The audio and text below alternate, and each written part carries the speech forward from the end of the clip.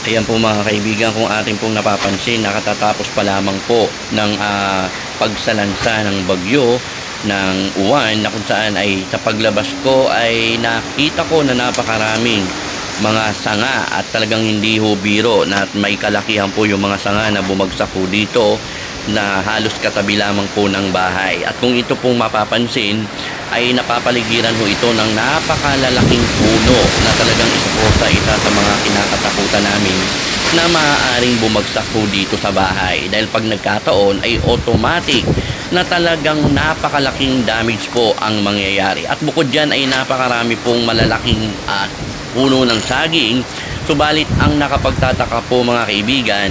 ay iniwasan po ng mga punong ito na mabagsakan ang bahay. At marahil ho ay dahil sa himala ho na ginawa ho ng Panginoon. At ito nga po dito sa itinuturo ko ay ang paglalagay ko ho ng verse o salmo dito ho sa may pintuan, sapagkat naniniwala ho ako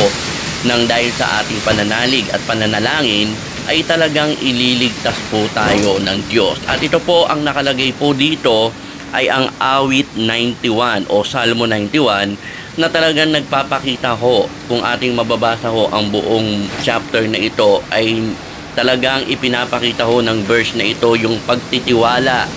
sa Panginoon, na kung saan kapag inilagak natin ang pagtitiwala sa Diyos ay siya ang pag-iingat po ng Diyos sa atin ay talagang kanyang igagawad. Kaya sa doon pa nga lang po sa verse 1 na